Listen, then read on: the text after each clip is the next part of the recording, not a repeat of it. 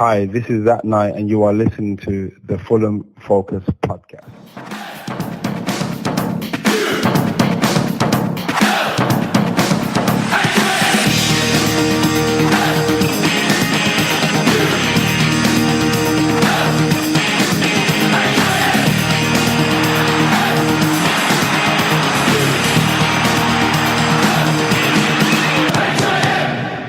Fulham. Hello and welcome to the Fulham Focus podcast. I'm Jmac, your host, reporting live from Jmac Manor, deciding to reveal my true identity in the Fulham cave, with a cape made out of clappers and neutral stand tickets to my left and a can of black spray paint to my right. Up the Fulham. We'll be starting our engines talking about our 2-0 defeat at Stamford Bridge Library at the hands of our dear friends Chelsea in just a tick. But before that, thank you, Zat Knight, for that lovely introduction. Zat made 163 appearances for us, playing a total of 13,841 minutes. We got hold of him in 1999, and working his way through the ranks, he went on to be one of our most accomplished centre-backs and captained the team in one of his best seasons for us in the 06-07 season. He was the first Fulham player to represent England for 38 years, and Fulham's the first club he always looks out for when we play. Zat Knight, we salute you, sir. Now be sure to check out Danny's interview with him on the Fulham Focus website as well. Right, Captain Morgan and Long Don Silver are with me. Let's go. Fulham. Right, guys, new dog, old tricks. We shot ourselves in the foot once again a few minutes in with a hospital pass from Odoi, but we looked defensively tighter, and Claudio believes we were better than we were against Southampton. So let's have a look. So I'll go to you first, Morgan, mate. How are you? What did you think of the starting lineup when it appeared? Hey, John. I'm good. I kind of looked at the lineup, and obviously the first thing that stuck out was the lack of Schürrle. That was the main disappointment. What I actually did enjoy was the fact that we had the same back five, which it was kind of quite scary, really. You just wonder what was going on. But I think looking at the lineup, Steph Joe, he's, could you call him Mr. Reliable? I'm not quite sure that's the right word for him. Looking at the apps formation, it looked like sort of the old 4-1-2-1-2 that used to play in Champ Man in about 1997. But for what we had available, I was fairly happy with it. I would have liked to have seen Vietto, but he just seems to have disappeared a bit. And so looking at players on the pitch, I wasn't too disappointed. Again, I was a bit sad that Schürrle wasn't involved. Yeah, and onto the Vietto thing, I've got a feeling that I just think Claudio probably is working on his work rate defensively, because we know what Vietto's like when going forward, but I think it's this defensive discipline that he's trying to work on. I don't think we've seen the end of Vietto just yet. And Don, sir, how are you? What did you think? Was it a mistake to play Johansson, and did we miss Schürrle, mate? Hey, I'm doing well. On Johansson, I don't think it was actually a mistake. He brings actually a lot of energy, onto the field. So that is something we know that Claudio wants. And so it makes perfect sense to choose him, especially in a game where we think it's going to be a high tempo. So I don't think Johansson was necessarily a mistake. Now, obviously it's Johansson, and he's going to pull his little shithouse trickeries and going to grab people and go in for crappy tackles. Now, luckily, I don't really think I saw anything bad from him this game. So I didn't have a problem with that. What I do think, and I agree with, is Schuler missing. A lot of people give him stick and can't understand why he's playing. Now, I will give you, he's not the best person coming back on defense for the most part. But he brings a lot up front that I think a lot of people don't quite understand or just don't appreciate. And one of those is, he takes a lot of shots, but with his foot and his accuracy, I want him to. I want him to be selfish. Now, there are going to be times where I don't want him to, and I want him to obviously make the right pass. But he works well and seems to feed off of Mitchell much better than what we saw in this game. So I missed him. Yeah, I mean, I agree with you as well, Don. I mean, when he wasn't there, it's like, some people would go, oh, well, great, because he hasn't done enough all around the pitch to really justify being in the starting lineup. But he's an incredibly talented footballer, and we are very lucky to have him in our squad. And I just think that for this game especially, he would have been really up for it. He would have, like anyone going back to their old team, would have liked to shown the fans what they're missing, as it were. Well, he wants to tell them, look, this is what you let go. Yeah. You made a big mistake. And I think, given the opportunity, he would have done. And he's also got the ability to score, which, we still lack hugely in our squad is scoring players. And I think if he'd been on there, no, we may not have won, but I think he would have just added an extra threat level that we were certainly missing during the game. Yeah, absolutely. I mean, I completely agree with that. And, yes, he can sometimes be selfish, but actually, in a game like this, that's the sort of attitude we might have needed. Now, talking about, going forward, I mean, Kearney once again played was a lot more forward in that number 10 position. What did you think? Did this work for you, Don? I mean, he looks like another revelation all over again in this position, doesn't he? So all last season, I kept saying, I want Tom more forward. If anybody has been listening to our pods, last season I thought he played way too deep, constantly way too deep, and he was always making those great passes out of the backfield, but he wasn't up front as much. This is what I think his perfect role is, okay? Now, sadly, I think especially in this game, when he had the ball, he didn't have a lot of outlets. Or if he did, the player he was trying to pass to, there was so much pressure on them that we really couldn't do much with it in the final third, okay? And that just has to do with, sadly, we're just not at, I hate to say this, the Chelsea caliber, like, their second goal, the way they were compact, boom, boom, boom. We don't do that as often. Every now and then you'll see us do that, but we don't do that as often. So for me, perfect place for Tom is right where he's at right now, playing the true number 10. Yeah, no, I agree. I think, when you're sort of having to rely on him being defensive, you could see so early on he was tracking back, but that is not his strong point. He's a creative midfielder, and to be in that number 10 role, he's going to find his best opportunities from there. And we saw it in the second half. I mean, the first half was a little bit, we didn't threaten a huge amount. In the second half, there was that bit where he got near the 6-yard area, cut it back to Chambers. And then it was things like that. His vision for that ball was great. And I think he looks a lot more comfortable when he's a creative outlet as opposed to a, central midfielder. Yeah, and someone also who actually looked, almost like a number 10 at times in the game was Callum Chambers. I mean, what was going on there? I mean, he was a complete revelation to me in this game. I mean, he seems to have been getting, granted his passing is still a bit here and there for me, but he nearly scored twice, for God's sake. What did you think of this, Don? Because I thought Chambers was probably our man of the match, if not one of them anyway. I actually think it was brilliant. What he did yesterday was brilliant. And there was a couple of things, okay? Number one, right out of the gate, he came strong run down that right-hand side. And he got a shot off. Now, yeah, it wasn't the best shot, but, it was on target at least, more than what everybody else has been doing. The second time, though, this was in the second half, I believe, he turned around, had the ball, and he actually plowed through like 2 or 3 defenders, before getting his shot off.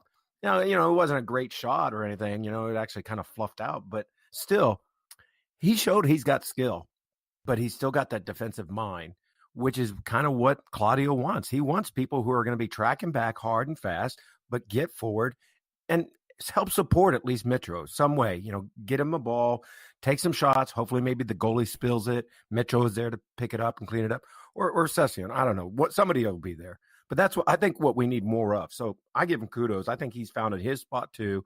It's not going to be as a center back. I think it's going to be more as the holding midfielder. Yeah, we didn't really expect that, did we, when he first came in? No, everybody thought he was going to be, this is going to be our guy, center back. We're done. He's the guy. Caught in the corner as well, didn't he? I mean, he came from that Seri corner that sort of swung in or swung out. He came in with a header and a good save by Kepa. That was a great save. Unlucky. And again, he's shown this is the kind of guy we do want on the pitch right now. Of what we have, this is what we want. Do you think, I mean, I look at it and I go, this guy has been sort of had a new lease of life breathed into him. Has Ranieri come in and just sort of said, actually, you are a good player. Whereas, Jokanovic may have said completely opposite if rumours to be believed. Because he looks so much more confident. He looks like he wants to be playing again. Before, he kind of looked like a sort of rabbit in the headlights. So I think if we can get him playing, be it as a centre-back or as this holding midfield role, then we've got ourselves a very useful player for the remainder of the season, which is great. I wonder if it's not kind of along that lines, but Jmac, I wonder if it wasn't more like, okay, he sat on the bench for so long, and then he got picked up for the Liverpool game and put in that spot. So, it kind of goes back to our previous manager really saying, hey, can you do this role? And him saying, I ain't sitting on this bench anymore. I'm going to show all of you. And he made it his spot.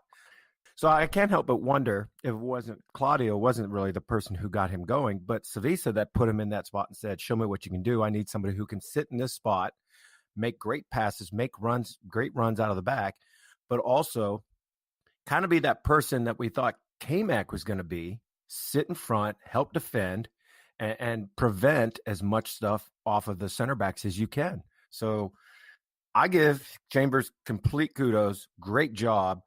He has proven that he can actually be more of our like Jmac person to sit there and take off that pressure. So, but again, I can't help but think a little of that comes from Savisa. It wasn't all Claudio.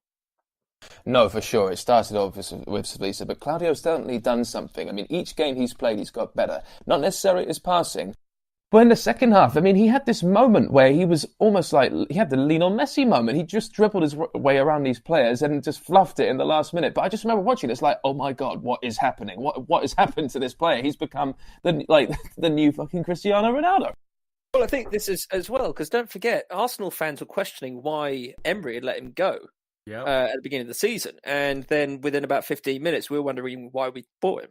It was one of those things. You looked at him and just go, really? This guy played under Wenger? It's like he was useless. But I don't know. Maybe there was a bit of an injury going there. Maybe he just wasn't feeling right playing centre back. But he seems to be a bit of a different player now, which, it's kind of this weird season where, excuse me, the people that started out strong are now our screw ups and can't seem to do anything right. And the people who started out kind of as our screw ups are coming on strong, Alfie, Chambers. These guys have proven, hey, we can come in and we'll be your guys for the team. So it's kind of a weird season how it started off and how it is right now. Well, to add to that, I mean, Cyrus Christie too, was, I thought, fantastic throughout that game. I mean, he made Eden Hazard look bang average at times. Well, I think, if it sort of keeps going like this, Anguissa's going to come back and look like an absolute world beater.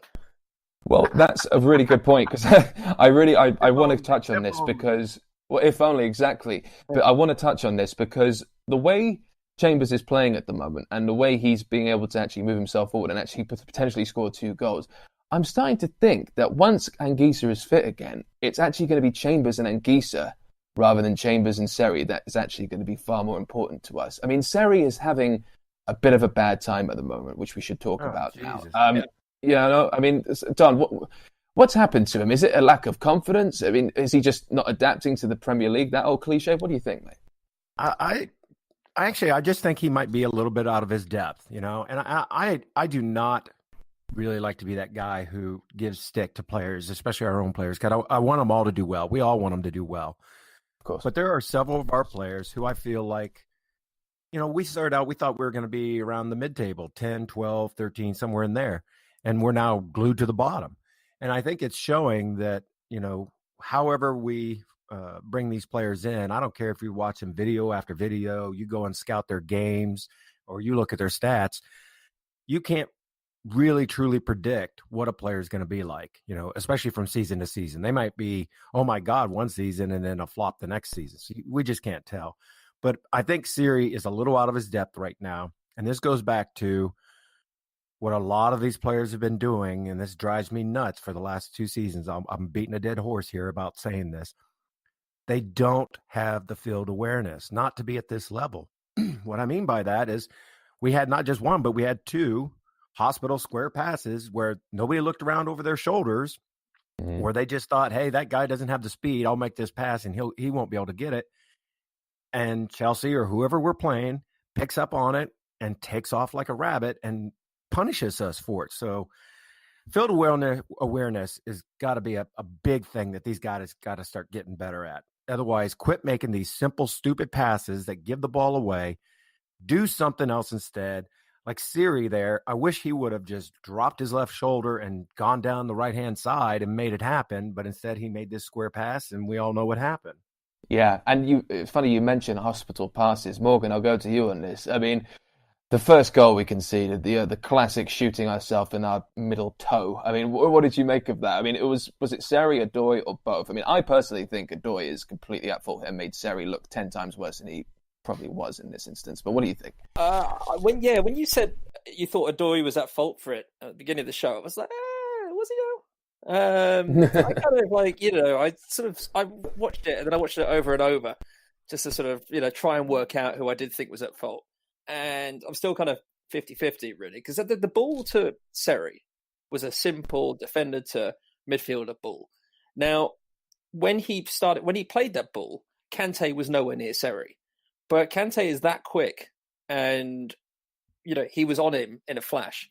Now, Odoi would have passed that to Seri. I don't know if he shouted man on, or if he just thought automatically that Seri would have known that Kante would have been, on him like that. But I just think he was pushed off the ball so easily, and he should have known, as a footballer playing in the Premier League, that if he receives the ball very quickly, he's going to have someone on him. Now, he really didn't. He didn't have the awareness to, understand that you don't get all that time in the Premier League. He should have, been made aware. Obviously you can't hear if someone shouted, but he should have known to protect the ball and turn very quickly. It was in slow motion, and Kante, you know what, this is stealing candy from a baby. Once he'd lost the ball, there was no way he was getting it back. He did chase him.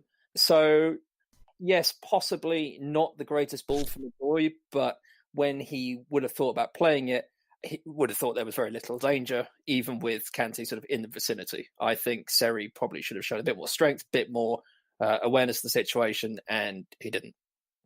Well, Seri's reaction to that was just, in my opinion, shows how not up to speed he is with the Premier League. I mean, and the pressure that he was under there. But Don, I'll go to you. I mean, Odoi, for me, has been probably one of our best centre-backs so far, for me anyway. And I think, but there's always the classic line from a lot of people on Twitter and all that, is that there's always a mistake in his locker for every game. And this was certainly one. I mean, are we reaching a point soon where Odoi's going to get dropped, do you think?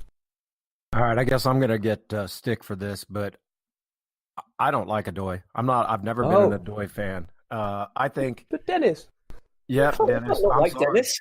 Dennis is way out of his depth, and here's why. Dennis gets beat. And when Dennis gets beat, what does he do? He grabs the person's shirt. He ends up taking the foul and the tackle, getting a card, and it happens all the time. It's not just once. If you watch him, he gets beat a lot. And then what's his locker room trick? He goes in for these stupid, ugly tackles or has to do the professional foul so that he can make things right and get the ball back or at least prevent a goal or a breakaway.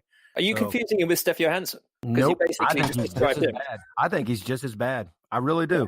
If you watch him play, okay, watch him play. Seriously, stop and watch him in an open mind. When he is beat, he cannot get the person more times than not. He cannot recover. And so what he has to do is he pulls, he tugs, he, does an ugly tackle. And I don't see why he is there. Okay. Now I will say, if I was playing Odoi, if I was a manager and I was going to put Odoi, because of the way he plays and he worries me, I would make him more probably like the right back, or honestly, I probably would. This is a toss-up for me. I guess I'd just take him off the pitch, and I'd have Christie as the right back, and I would slide Alfie over instead, and I bring Ream in. I know everybody is all about Ream right now not being that great, but Ream has better passing. I don't know why. He has much better awareness than Odoi ever does. If he's beat, at least Ream doesn't end up causing us a free kick area or a pass that's going to happen. I think Ream and Chambers I could see as being a very, very exciting team. I'm not an Odoi fan. Ream and Chambers or Ream and Mawson? Do you mean Ream and Mawson? I'm sorry. I mean, Morrison. I'm sorry. No, that's cool. I was going to say, actually, that I agree with you, and I agree with the Odoi, out of his depth thing. I mean, I sometimes like to think of him that he could maybe start in at the right back position, but I think Christie's doing too well there at the moment. I think your point alluded to, putting Maxime Lemarchand in there and putting Mawson on the right as a centre-back, and that would give room for Joe Bryan. I think that is hopefully what we're going to see in the next few weeks. I could see that. I would go with that. That's definitely kind of where I see this going once Bryan's fit. And I think, I know we'll preview Leicester in a minute, but I think that's maybe what we'll see. If Bryan, he's been on the bench the last 2 games, I think that soon after the game on Sunday, I think, he's definitely time to sort of give him a chance to stretch his legs. So, yeah, talking about the addition of players, let's talk about the substitution. We had Aite come on for Johansson and AK for Sess, just straight at the start of the second half. Sess looked tired because he seemed to be in some sort of free role. He was on the left and the right. He just looked absolutely knackered. And we had Cabana on for Tom Kearney. Now, Mark was saying in the last episode that this manager we have now is very good at making substitutions. Very good. And I think Mark is completely right. I mean, for you, Don, I thought the highlight of the substitution, oddly, was AK for Sess. I thought he was a complete menace for these guys. He gave Alonso a lot of trouble. He's definitely, Claudio's definitely breathing life back into some players here, isn't he? I was surprised actually by both subs, to be honest. I for whatever reason, I kind of thought that AK was just going to end up being our 20-minute wonder sub, run around, give everybody hell, And then for Floyd, man, I thought he was just buried, and we'd never see him. But I actually thought both did really well, AK came on, he ran around like a madman. He kind of started making some more excitement. And this is where I want to go back to Sess or go to Sess for a minute. I feel bad for him. He was kind of in a weird role for him. And for me, it proved that Sess is not going to be the strike partner that everybody was hoping maybe could be for Mitro. And I think part of that was because Sess was put in a weird position. He was put up top and told support, help, be a striker, but also track way back and help defend. And so that was a lot of ground he was being asked to cover for. And so I think he might have kind of felt, I'm just guessing, that maybe Claudio's instructions weren't clear enough for him. And he kind of looked lost. And so he wasn't very effective that day. So I think yesterday proved, for me at least, that Sess needs to be down one of the sides. He's much better as a winger, to me. So for AK to come on, I think AK actually did better than Sess. I hate to say that, not trying to put Sess down, but I think AK came on and did much better for that.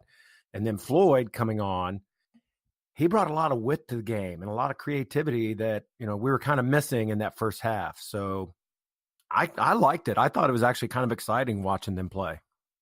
Yeah, and it gave us that width like you were mentioning once again. It was really nice to see, and I was so happy. I don't know why I've just got sort of soft spot for Neeskins, but I just was so happy to see Cabano, and I was actually quite worried Cabano for Kearney would be quite a tricky substitution. Morgan, what were your thoughts on these substitutions, particularly the Cabano one, as I just alluded to, mate?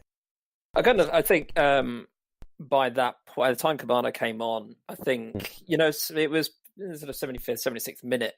And I think Kenny had a really good game. I think he was looking tired. I think, it was good just to bring on a fresh pair of legs. For a fact that Neeskins is going to be up for it. I haven't been injured for so long. First Premiership football of the season. So I think it was good to give him a chance. I think, obviously by this point, we weren't winning the game. And so just having him come on, see if he could breathe a bit of life into the attack, it was great. And, it was good to see him on the pitch. I do wonder if he sort of, I wondered about this in the Championship, like this, a lot of our players, does he have the quality to be in the team? I think it's good to give him a chance. Good to have him in the squad. I'm definitely not sold on whether he should be playing week in, week out, though. And, going back to the other two subs, I was slightly surprised that he made 2 changes at halftime. I know we weren't really threatening that much. And to be honest, when Sess came off, I somewhat forgot that he was playing in the first place.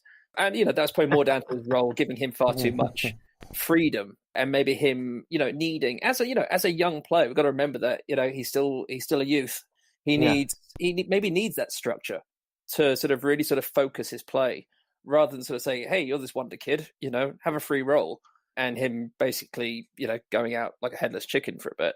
So I think, definitely better as a winger. He sort of, he showed against Southampton, what a decent cross of the ball he can be. So I think, in future, I think he needs to be playing that wing role.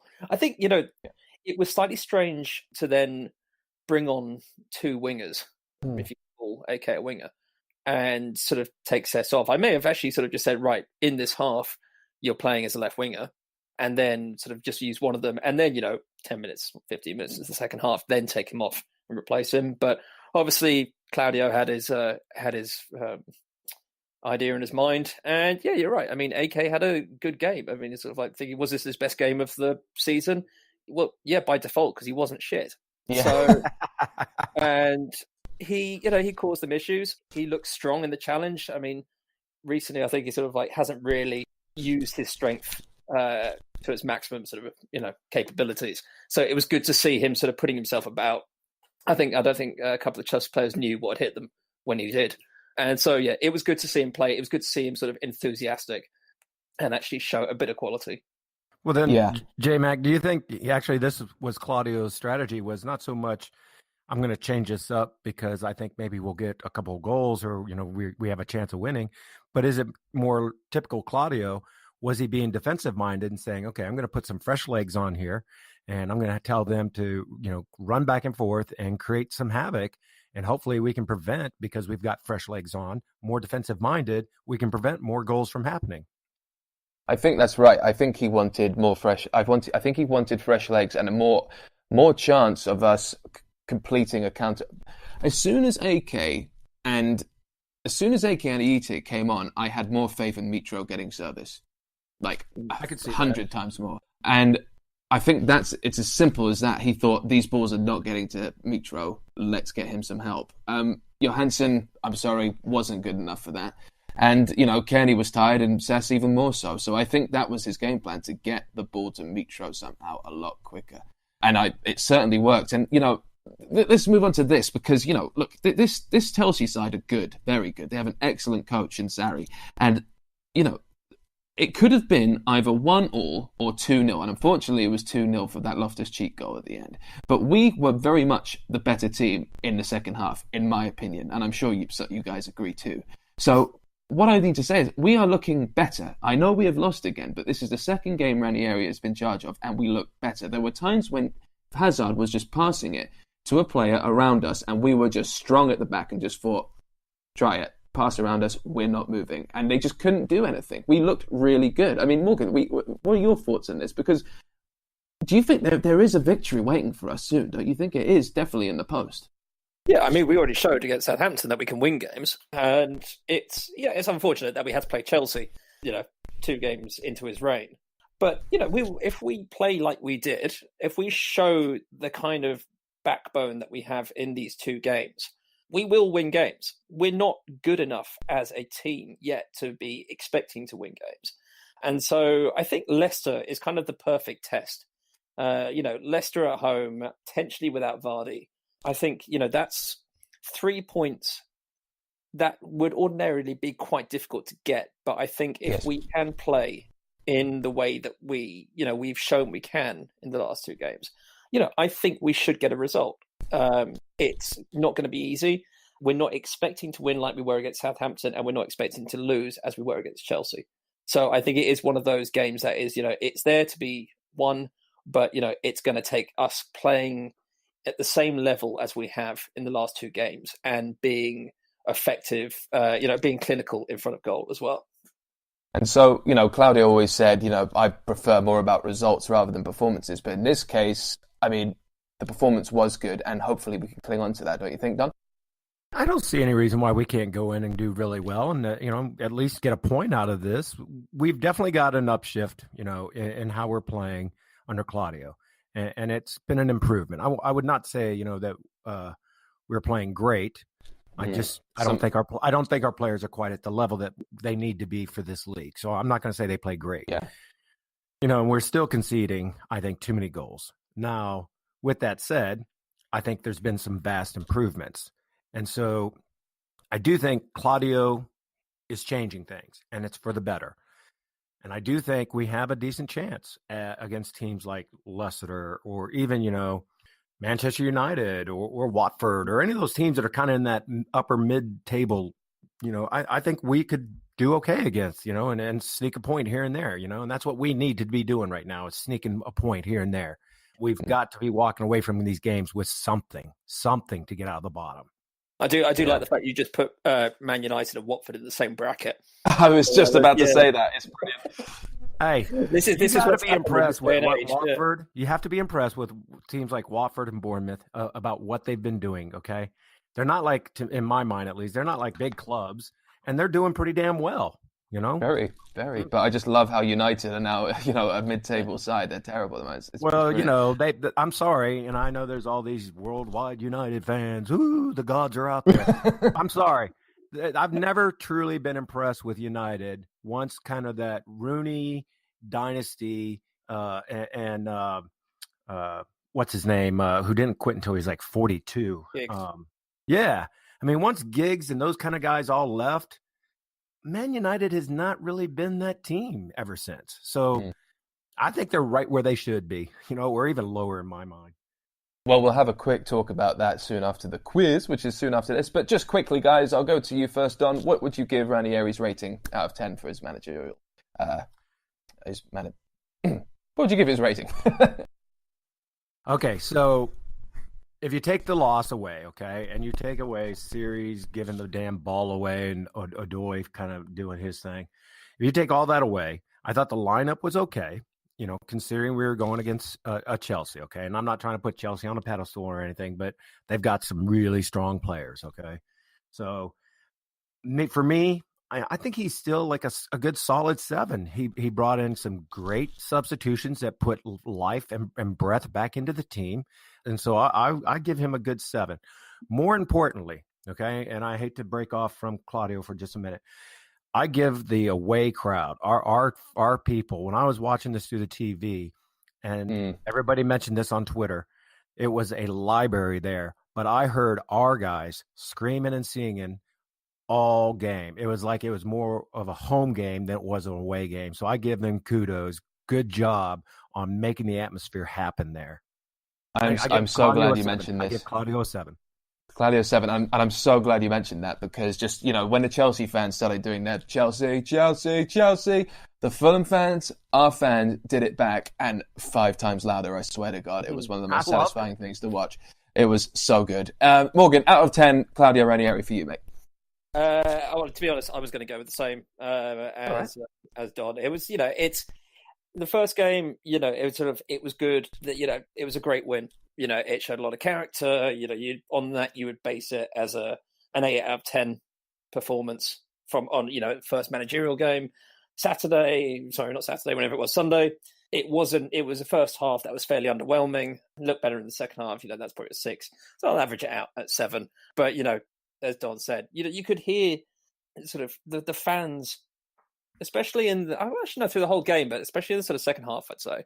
You really notice that sort of the fan noise, and you go, there must be the home crowd. And it's like, then you hear Fulham, and it was just like, shit, this is great. I mean, it's a shame the sort of Chelsea fans didn't really add to the atmosphere, but that's their prerogative, I guess. That's our Chelsea. Anyway, let's do the quiz after this, guys. Great reaction. All right, after this is the quiz. Fulham. And welcome back. Now it is time to get quizzical. Now, there are total points here for the co-hosts out of 19, so 19 points up for grabs in total, and if you're playing along at home, there are a total of 24 points. All right, guys, let's do this. See if you can win the special prize this episode. Now, round 1, goal scorers and appearances. Now, this is a Fulham v Man United round. Well, actually, in fact, the whole quiz is Fulham. It's a Man United-themed round for the game that we're previewing on Saturday, but also a bit of Leicester. Anyway, question 1. 6 Fulham players have scored 2 goals against Manchester United in the Premier League. No one has scored more than 2 in a Fulham shirt. Name one of the 6, and you get 1 guess each. And I will go to you first, Morgan. Sorry, I've got to pick a player who scored 2 goals against Man U. Yeah, 6 Fulham players have scored 2 goals against Manchester United in the Premier League. No one has scored more than 2 in a Fulham shirt. Can you name one of the 6 players that have scored 2 goals against Manchester United? Louis Saha. Louis Saha? That is correct. You get a point there, Morgan. And Don, I'll go to you. What is your guess for this one? I'm going to go with Dempsey. Unfortunately, Dempsey is not on the list, mate. Unfortunately not. He has not scored 2 goals against Manchester United in the Premier League. I am sorry, sir. Excellent. Okay, question 2. Plenty of time to make up for it. These 3 Man United players are the 3 highest scorers against Fulham in the Premier League. Ruud van Nistelrooy, Wayne Rooney, and Cristiano Ronaldo. Great. But which order do they go in? From the most goals against us to the 3rd. And you get a point for each correct placement. All right? So I'll go to you for this, Don. Do you get the question, mate? Yeah, I think the order is going to be Ronaldo, Rooney, all right, and then what's his name? Van Van Nistelrooy. Nistelrooy. Yep. So Yeah. I think that's going to be the order. Ronaldo, Rooney, and Van Nistelrooy for you. All right. I'll just put that down. And the same question to you, Morgan, sir. Going top to bottom, I am going to go Van Nistelrooy first because I know he scored a few against us. Then let's go Rooney, then Ronaldo. Rooney, then the Ronaldo. Okay. I can safely say that both of you are entirely wrong. The top scorer against the most goals against us is Rooney in first place, who scored 9. Then second, it's Van Nistelrooy with 8. Then third, bronze for Cristiano Ronaldo with only 5. Pathetic. Well, at least I got the worst one. Pathetic. You got the what? Did you get the worst one? Yeah, I said Rooney, then Ronaldo. You did get the worst one, so you do get a point there. Beg your pardon. Excellent. And Don, unfortunately, none for you there, mate. So at the moment, it is 2-0. All right, question 3. This is head-to-head. Now, this is worth 6 points. A point for each question I'm going to get. So question 3. Decide who of the following pairs played more league games for their respective clubs. Remember, it doesn't include Europa or Cups. It's just their league appearances, okay? So, also, it's Man United versus Fulham. So each player is a Man United player, one's a Fulham player, and so on and so forth. So I'll go to you first with this, Don. So number 1, Manchester United Louis Saha or Fulham Louis Saha? Ooh. Fulham. Okay, and I'll go to you with that one, Mr. Morgan. I'm going to say Fulham. You are both correct. Louis Saha for Fulham scored 117 goals and Louis Saha for United scored 86. So question 2, I'll go to you for this one, Morgan. Nani or Simon Davis? Is this more goals or more appearances? More appearances. More appearances for their respective clubs. In the league. I'm going to go Nani. You're going with Nani. And for you, Mr. Don? Davis. Okay. Unfortunately, you are wrong, Don, and you are correct, Morgan. Nani had 147 appearances for Manchester United, and Simon Davis had 137, so not much in it. Question 3, Cristiano Ronaldo or Louis Boa Morte? And I'll go to you for this, Morgan. Oh, he was there. I'm going to go Boa. Okay, you're going with Boa. And for you, Don? I'll say Ronaldo. Okay. You are wrong, I'm afraid, and Morgan is right again. Louis Boa Morte has 205 appearances for Fulham, and Cristiano Ronaldo has 196. They're really close. These are great statistics. Okay, question 4. Danny Welbeck or Collins John? And I'll go to you with this one, Don. Collins John. Collins John. Okay, and for you, Morgan? Just wondering if sub appearances count as well. In that case, I'm going to go Collins John as well. You are both entirely correct. Collins John has 95 appearances and Danny Welbeck has 92. They're so close. All right, question 5. Nemanja Vidic or Aaron Hughes? And I'll go to that one to you, Morgan. Vidic or Hughes? Aaron Hughes. Okay, Hughes. And to you, Mr. Don? This one's actually, I would think, would be really close. I'll say Hughes, too. Okay, you're both wrong. It's Vidic. Vidic had 211 appearances and Hughes had 196. They're all really close. It's almost as if they've been picked because they're close. I think he might be onto something, man. I think they have been. Yeah. And the last question: Robin van Persie or Brian Ruiz? And I'll go that to you, Don. Van Persie. Van Persie, and for you, Morgan? Yeah, it's got to be Van Persie, surely. Well, it's surely not. It's Brian Ruiz. Brian Ruiz had 97 appearances, and Robin van Persie had 86. All right, guys. Never mind. All right, and we're going to the back and forth round now. I'll count the points after this round. We're going to the back and forth round. You guys get 5 guesses each here, so it goes back and forth with each one that I ask, okay? So, name the 10 clubs that Fulham have taken the most points off in the Premier League era. Name the 10 clubs that Fulham have taken the most points off in the Premier League era. And I will tell you if they're on the list. I'll go to you first, Don. West Ham. West Ham. And West Ham is not on the list, unfortunately. Unfortunately, Don. Sorry. And Morgan, to you, sir. We'll go Southampton.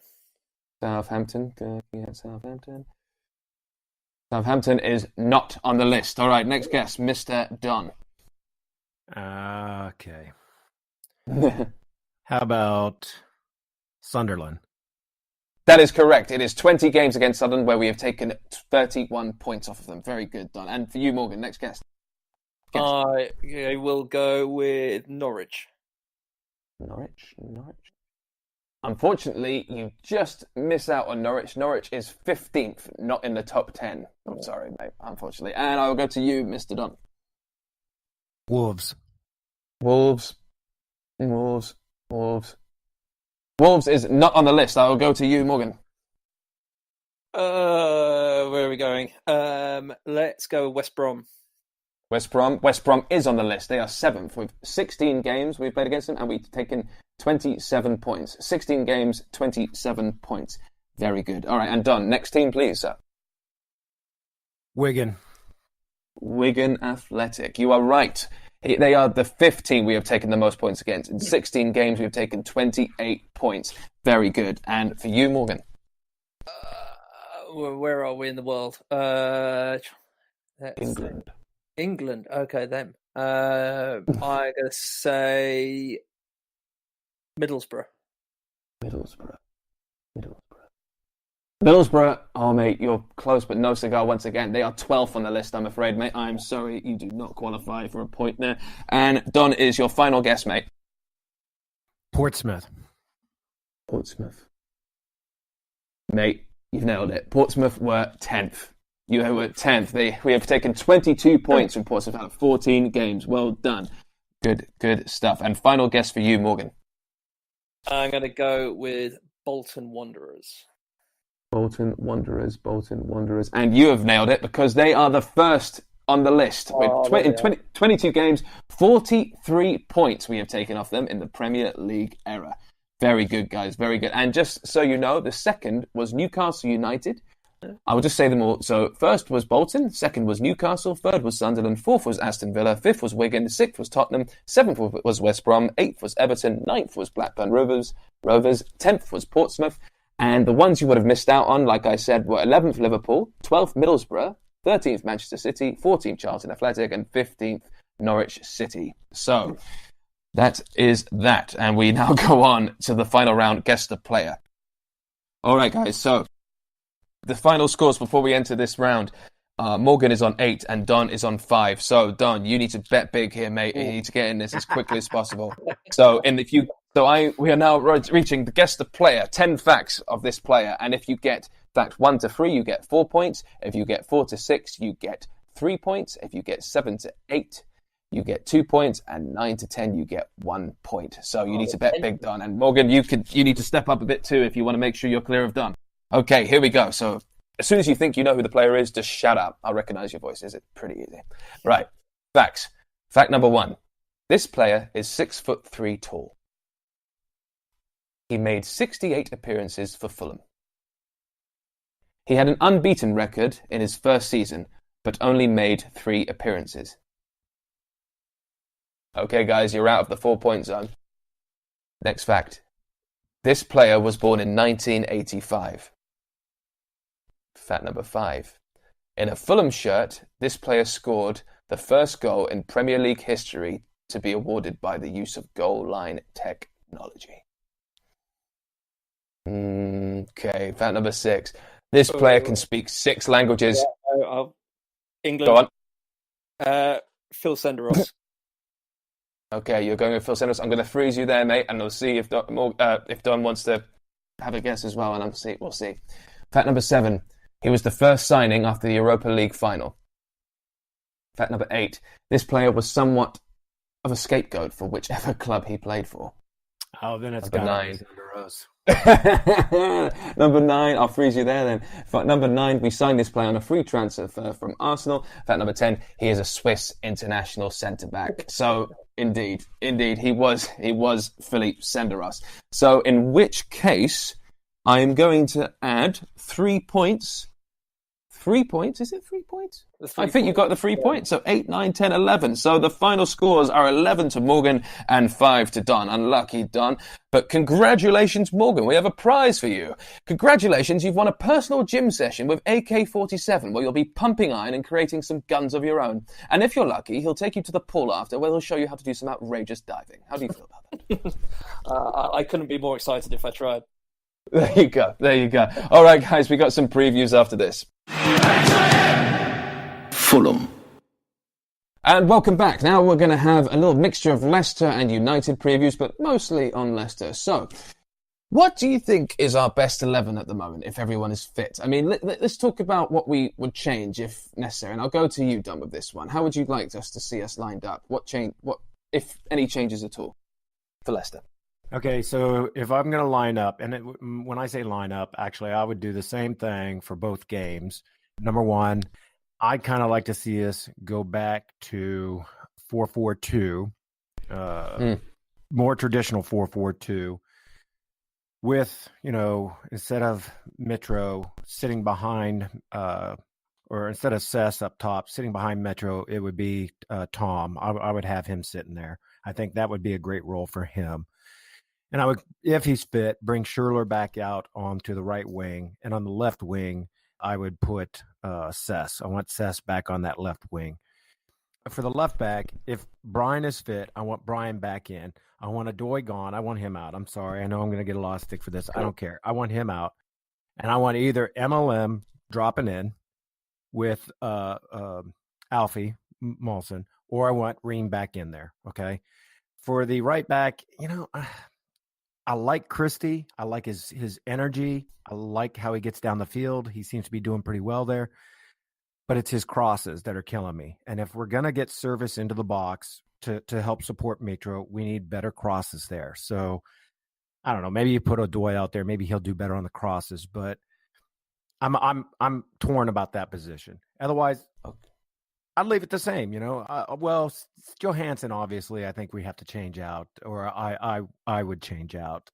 And I would probably bring back in, what's his name, in the center, because I don't think K-Mac is fit, or Anguissa.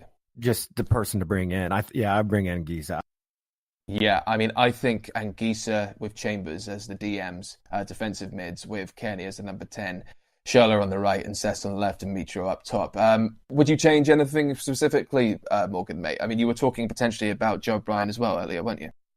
Yeah, I was having a sort of another think, and I was thinking I would, even though I agree with you, Don, that Adoy isn't great, I would leave the back five the same, including the keeper. At the moment, I think we just need that sort of solidity. And I think if they're all fit, if they're all healthy, I would keep it the same. If we start chopping and changing, like sort of suggesting that we should, it's just the same old, it's insanity, really, in the most purest sense of the word. And I think if we just leave the back five the same, just for this game, it means they would have played 3 games in a row together. They may not be the most talented, sort of back four. I mean, I think Rico's certainly our best keeper. May not be the most talented back four, but I like the fact that it is the same back four. I think if Vardy is injured, as there are certain rumours flying about that he is, then that really sort of negates the need for getting rid of Adoy. Because if it was Adoy versus Vardy, it would just be horrific. But I think if we're coming up against the Leicester strikers, I don't know who they are. Was it Okazaki, and maybe sort of someone else. But I think he's definitely in there. Yeah, but I don't. I mean, he's not. He's not going to sort of burn you for pace too much. So no, I think, for pace. I mean, sorry. I was going to say, just if we keep that back four and the keeper the same for this game, I think see how it goes. I think obviously against Man United, we might change it up a bit. I would like to see Brian back in there. And I think Le Marchand is a better centre-back option than Adoy in the sense of quality, but maybe just keep the same for this game. I wouldn't have Adoy at right back. I think, he's a useful backup should we have injuries or suspensions, but he's not an attacking fullback. His crossing, I can't remember him crossing. He hasn't played in that position for ages. I would maybe sort of change up the midfield a bit. I would certainly have Cess back on the left, hopefully Schürrle on the right. This might be a chance for Vieto to come in. I don't know what they've been doing on the training field with him, but, we know from a point of view of counter-attacking, he's certainly a Ranieri type of player. So hopefully he'll get a chance. I think he'll be on the bench at the very least. Do we know what Schürrle's injury was? It was a hamstring. Hamstring problem. Like just tweaked, or is it actually? No, they said it wasn't bad. Okay. Well, it might. I think there's supposedly a good chance of him being back in this game. But you guys both keep counting out Vardy, but I read somewhere that he's supposed to be assessed on Wednesday, so there is a chance he could be in there. Well, I think my theory would be if he was going to rest him for any game, it would be against us, and that would make sense. And then bring him back for the weekend game. I think in a similar way, Schürrle may not be risked for this game, knowing that we have got such a big game at the weekend. It may be one of those games that isn't one of those games we're expected to win, but I think we want to keep our best players for it. And, if we have, a decent team cohesion against Leicester, we should be able to cope without him. But I think we do need some attacking intent in sort of like the shape of Vieto. I don't think AK should be starting. Even if he did look okay, I still think he just lacks any sort of quality to last a 90-minute game. He is an impact sub. And then I think, TC in the number 10 role again. Seri, we haven't got anyone else really at the moment, so I think we've got to give him another chance. He is looking incredibly lightweight at the moment, but and I backed him the whole season, even when he sort of looked pretty poor. But I am starting to think whether he is going to cut it.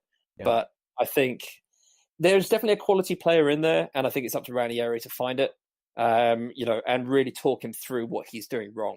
Yeah. So if he does that, if he puts his arm around his shoulder, doesn't sort of, say he's doing everything right, because he clearly isn't, but explains to him clearly why he's not playing well, then he should hope, spark something in him. So we'll see. If it doesn't, Anguissa will probably come in when he's fit, and we'll see Suri on the bench for a bit. Yeah, and I think, with Callum Chambers and his confidence that he's on, his form, with his discipline, with Anguissa's athleticism, but also, he works better as a duo in a defensive midfield partnership, as he always said. It could, for me, be the best option. I mean, we have to deal with the likes of Damari Grain and James Maddison, who's killing it at the moment. So I feel that Seri is not necessary for this type of onset, this team that we're going to face on Wednesday. And, moving on to United, I mean, you say a game that we're not expected to win. I mean, my God, Palace can draw to them and, Brighton can beat them. This team, I mean, they're facing Arsenal midweek. I mean, I'm just praying that they don't get slaughtered too much, because I really think as long as Mourinho stays in that job, we have more of a chance of getting at least a point there. I've just got this feeling that we're going to sack Mourinho on Saturday, and I can't wait to actually witness it. What are your guys' thoughts on United, Don? That would actually be a beautiful day. Oh, yeah, actually, I like Mourinho. He's fun. He's box office, but it would just be, I feel like we were already the catalyst for getting rid of Mark Hughes today. And I think we're becoming, let's just see. I mean, sorry to interrupt you. Go on. No. For me, Mourinho he's reality TV. He's just all about the drama, and I'm not about the drama. I can't stand all the crap that comes along with him. The press conferences and everything. So if we got him sacked, hey, that's fine by me. Good for us. It's the same thing for either game, whether, it's Leicester on Wednesday or United on Monday. As I said, I don't think United is like, oh my God, anymore. I don't think they're, going to be in the top 5 even, I think, this season. I would be surprised that there'd have to be a drastic change for them to be able to get into the top 5, let alone into the top 3. I just think I know we don't want to chop and change, okay? But I just think long term, we've got to start thinking about a better solution than Adoy in the back, okay? And everybody, like I said, doesn't want to hear this, but he's been there the whole time. We've been conceding goals. So, I just think, like Siri, there's a level for him. I don't think this is the level, okay? As far as Siri, going forward for both games, I don't think we have much choice right now as that kind of player who he does every now and then, pick these, oh my God, like Tom Carney type style passes that create something. So for now he sits, but you don't want to top and change, but maybe Anguissa comes in and he plays next to Chambers there, and he's already scored. He's already scored an absolute worldie in like some sort of five-a-side training. Did you guys see the video of that from Fulham for the Fulham website? No, they showed Anguissa just scoring an absolute worldie from like the halfway line when they're doing some training session. One more reason why maybe he should be given the shot, and Siri just sits on the bench for this one or the next two. And I think he needs to rest. Yeah. There. I don't think. But the thing is with Anguissa, you might do that in training, but he didn't score a single goal when he was at Marseille.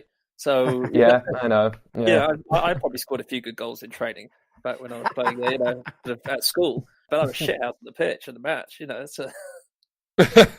Well, you have to stop and think. When it comes to training, there's usually not as much pressure. You don't feel, like the world is on you. You're everybody's trying to get the ball. You're having more fun usually in training, and so you're more apt or more, inclined to take risk and do something crazy. So you're right. You could do something in training, and you're never going to do it in a game. Yeah. So I mean, taking all of this into consideration, I think we've established that Adoy will eventually need solving.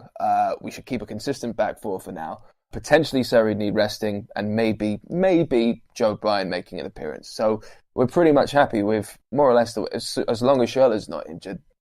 The way things, I guess, are really. Okay, guys, I don't know what else to talk on this topic. Well, we could just. I would sort of suggest that with the sort of the Man U game, we really need to sort of see how the Leicester game goes first. If we win handsomely against Leicester, then we shouldn't be making wholesale challenges against United.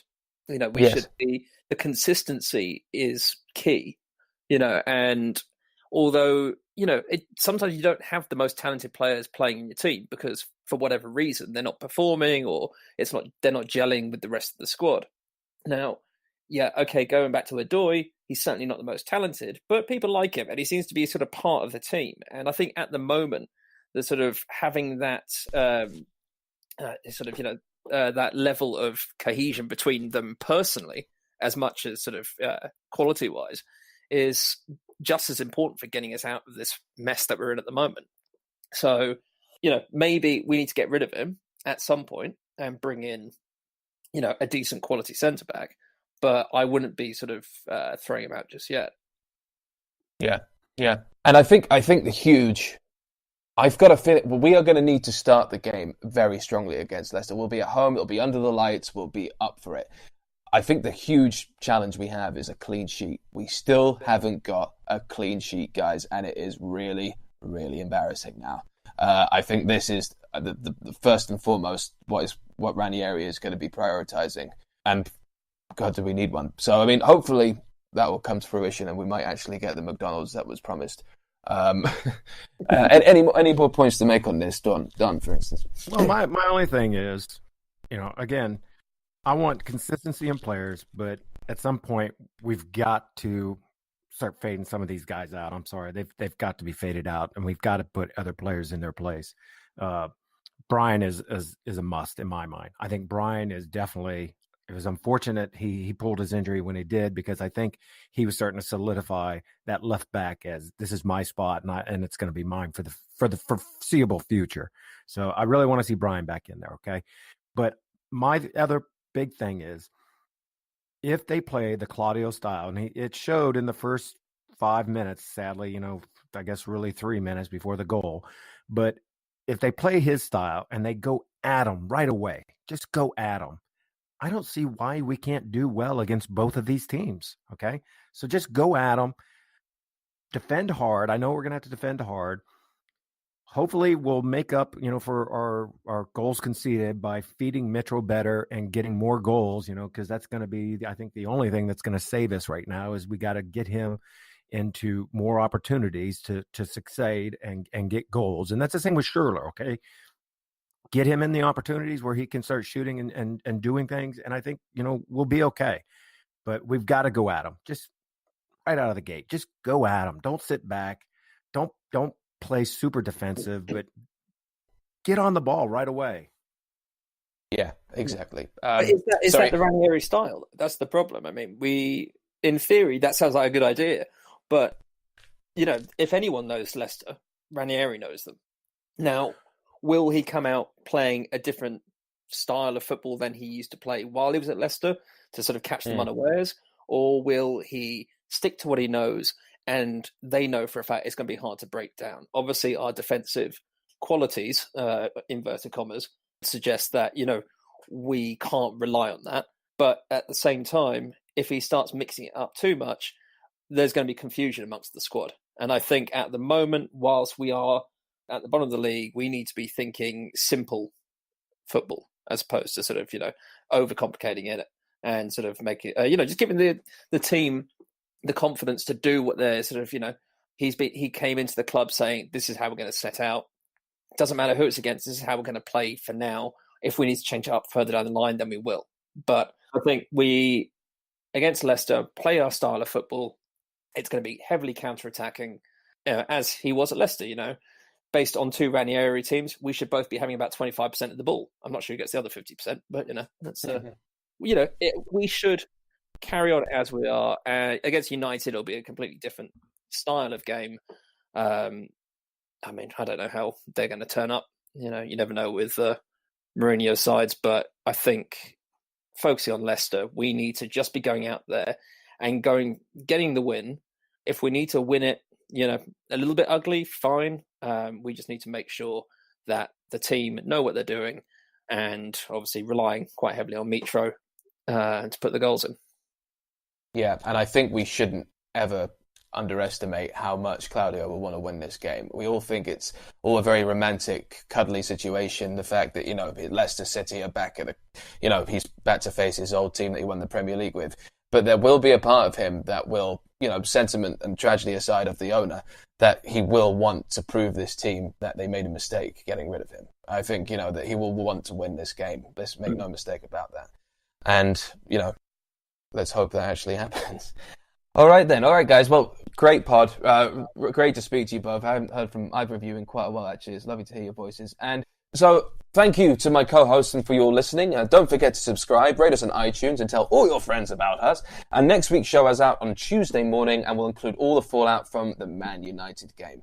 And also, you'll hear from us very soon because the draw for the FA Cup is being announced in the next 15 minutes or so. So we'll find out what team we're facing in the FA Cup very soon. In the meantime, send us your thoughts on any talking points or things you'd like to discuss on the show or on Twitter, and use the hashtag FulhamFocus, or at FulhamFocus rather. And if you got 24 out of 24 in the quiz, be honest, tell us, and we'll bathe you in glory in the next pod. All right, so that is goodbye from me, and that is goodbye from Don. See you, everyone. Nice one. And that is goodbye from Captain Morgan. Cheers, guys. Lovely. All right. See you guys.